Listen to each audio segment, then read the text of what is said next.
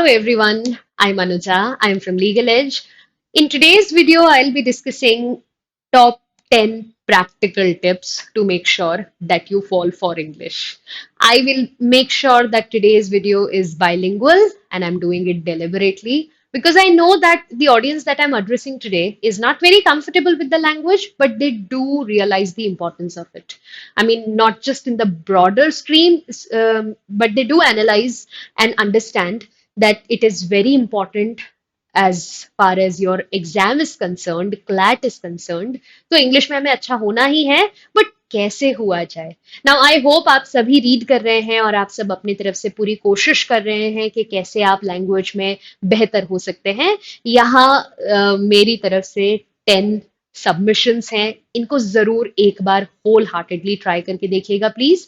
I am sure आपको amazing results मिलेंगे. But एक बहुत इंपॉर्टेंट बात, इनमें से कुछ भी आपको बताने से पहले, देखिए किसी भी चीज का रिजल्ट आपको अगर चाहिए तो कम से कम आपको 3 वीक्स 4 वीक्स तक तो उसको ट्राई करना है ना. थोड़ा पेशेंस दिखाना है, थोड़ा नहीं एक्चुअली काफी पेशेंस दिखाना है, खुद पे बिलीफ रखना है कि I can do it, this is doable. तो खुद पे belief, patience and consistency. Consistent अगर हम होते हैं तो बहुत डरावने से दिखने वाले रिजल्ट भी हम अचीव कर सकते हैं. So let's get started and understand how to fall for English. This language, which is not just the lingua franca, but it's very important and core part of our entire CLAT preparation. So सबसे पहली चीज जो मैं आपसे यहाँ पे बोलूंगी वो है मेक इट पर्सनल. देखो, जो भी चीज हमारे लिए इम्पोर्टेंट होती है उसको हम डेफिनेटली नहीं बोलते क्योंकि वो हम हमारे लिए यूजफुल हो जाती है ना.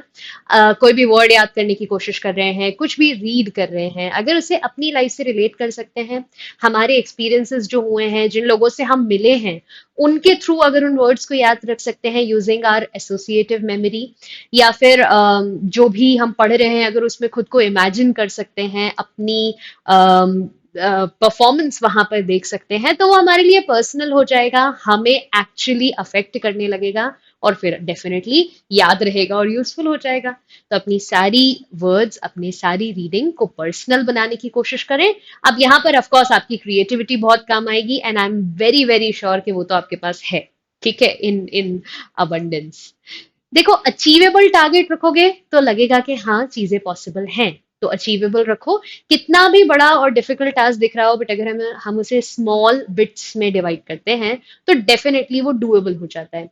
तो उसको अचीवेबल बना लो छोटे छोटे पार्ट्स में, और आप देखोगे कि जो मैंने कंसिस्टेंसी की बात करी थी शुरू में, कि अचीव करते करते हम जो लग रहा था कि यार इतने वर्ड्स, 3000 वर्ड्स याद करने हैं, अरे इतनी रीडिंग करनी है, इतने पैसेजेस सॉल्व करने हैं, बट अगर डेली का एक टारगेट रखेंगे कि 20 नए वर्ड सीखेंगे, 3 नए आरसी सॉल्व करेंगे, 1 घंटा रीडिंग करेंगे, तो आप देखोगे कि ये अचीव होता चला जाएगा. So make it achievable, make it personal. यहाँ पे मैं टर्म यूज कर रही हूँ पीयर मेंटरिंग. पीयर कौन होते हैं? पीयर वो लोग होते हैं जो आपके लेवल पे होते हैं, आपके ही जैसे हैं, उनको हम आपके पीयर्स कहते हैं. इनसे भी आप बहुत कुछ सीख सकते हैं, right? I mean of course if you are in the right group, if you are on the wrong group तो फिर गलत हो जाएगी बात, but if you are in the right group आप अपने पीयर्स से बहुत कुछ सीख सकते हो. आप समझ सकते हो उनका प्रोग्रेस देखते हुए कि ऐसी क्या चीजें हैं, ऐसे क्या टूल्स हैं जो वो यूज कर रहे हैं जो आप नहीं कर रहे हो, आप कहाँ पर अपना टाइम वेस्ट कर रहे हो जहां पे वो सेव कर रहे हैं, क्योंकि उनके पास भी 24 आवर्स हैं, मेरे पास भी वही 24 आवर्स हैं, और आपके पास भी सेम, यस, वही 24 आवर्स हैं. सो बहुत कुछ कई बार हम शायद अपने टीचर्स से ना सीख पाए, बट वो चीजें हम अपने पीयर्स से सीख सकते हैं. बट अगेन यहाँ पर आपको डिस्क्रेशन यूज करने की जरूरत होगी. यहाँ पर जरूरत होगी कि आप सही तरीके से और सही डायरेक्शन में सोचें और सही लोगों से इन्फ्लुएंस हो, बट पता लगाएं कि वो कैसे इंप्रूव कर रहे हैं, ठीक है. सो पीयर मेंटरिंग को ध्यान रखें. टेक्नोलॉजी को यूज करें क्योंकि अब बहुत सारे ऐसे एप्स हैं, बहुत सारे ऐसे वेबसाइट्स हैं जो आपके लिए रीडिंग के प्रोसेस को बहुत इजी बना के दे रहे हैं और आपका काम बहुत कम होता जा रहा है.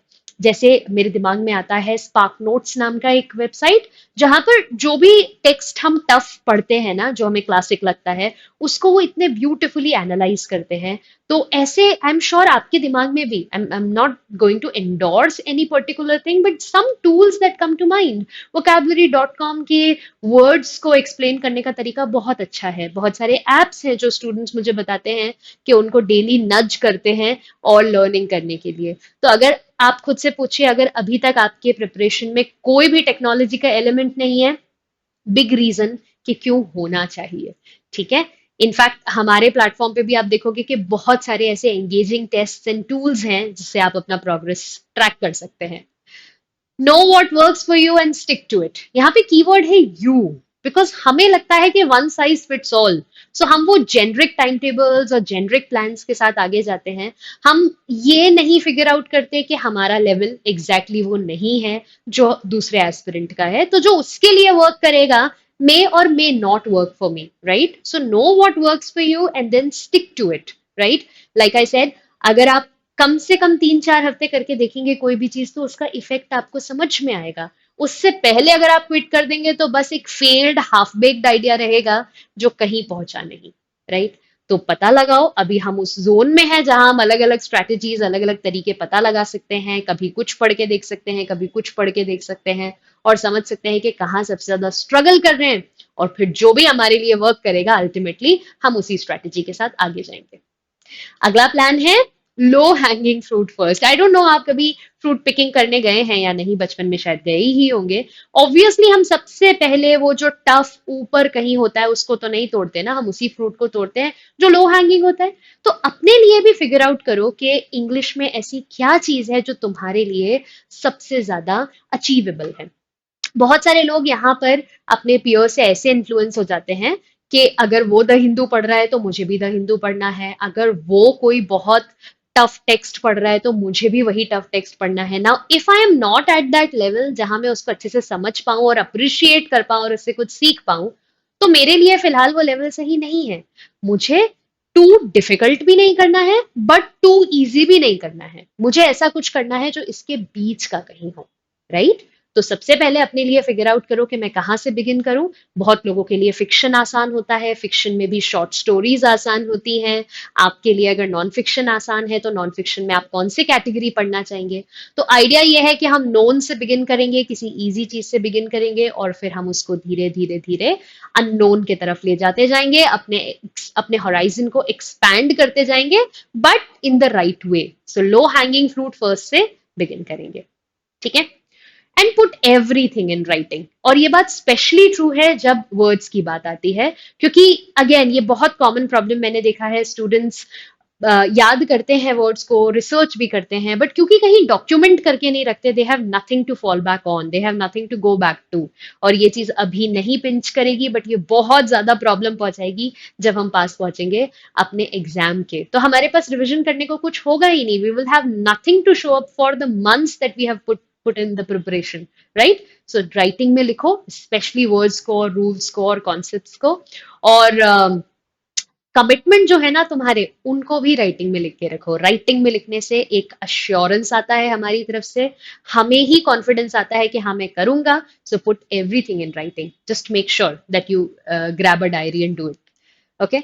And look for intrinsic motivation. अगर आपका मोटिवेशन हमेशा एक्सट्रिंसिक चीजों पे होगा, किसी और के ऊपर होगा, तो फिर आप हमेशा डिपेंडेंट रहेंगे। आप प्लीज कुछ समय लेकर के खुद को कन्विंस कर लीजिए कि ये आपके लिए जरूरी क्यों है, एंड इंग्लिश आपको कहाँ पे काम आएगी अपने क्लैट प्रिपरेशन में, और कितने मैग्नीट्यूड में काम आएगी। एंड आई एम श्योर अगर आप रीजनेबली सोचेंगे तो आप हाईली कन्विंस्ड हो जाएंगे। और किसी भी चीज के लिए अगर आप हाईली कन्विंस्ड हैं तो फिर इंट्रिंसिक मोटिवेशन तो आना ही है, क्योंकि you have started with why, now you have a very good reason, and every day you get up with a purpose, you move in a certain direction and you move towards your goal, right? So look for intrinsic motivation and never let that die, right? Set up rewards for yourself, ये भी एक तरीका है खुद को motivated बनाए रखने का। छोटे छोटे अचीवेबल टारगेट्स करेंगे, जब वो टारगेट कंप्लीट हो जाएंगे तो खुद को रिवॉर्ड करेंगे in which ever form is appropriate for us. Now this is very subjective, बस रिवॉर्ड्स बहुत इजी टास्क के बाद मत रख लेना। Don't be too hard on yourself, but don't go too easy on yourself either. Set up rewards, but again not too easy sort of rewards. Target कुछ ऐसा रखो जो आपको पुश करता हो, टू मच नहीं but आपके comfort zone से बाहर का हो, right? So if I am someone जिसने कभी कुछ नहीं पढ़ा, तो मेरे लिए एक रिवॉर्ड आना चाहिए जब मैं अपनी पहली 3 किताबें पढ़ लूं। अब भले ही वो मैं छोटी छोटी पढ़ूं, 200 पेजेस की ही पढ़ूं या बहुत इजी लैंग्वेज वाली पढ़ूं, बट मैंने कभी कुछ नहीं पढ़ा था तो मैंने बिगिन तो किया, तो यहाँ पर मेरे लिए एक रिवॉर्ड है। ओके? और मुझे हमेशा लगता है कि अगर आप नहीं प्लान कर रहे हैं, आप बर्बादी की तैयारी कर रहे हैं। I try to be organised, कई बार वो प्लान वर्क नहीं करते हैं, बट ऑर्गेनाइजेशन के कारण काफी सारी चीजें स्ट्रीमलाइन हो जाती हैं। तो अगर मैंने 100 चीजें प्लान करी हैं और उसमें से 10 चीजें वर्क नहीं भी करती हैं, तो भी कोई बात नहीं, मेरे 90 चीजें ऑन पॉइंट जाती हैं।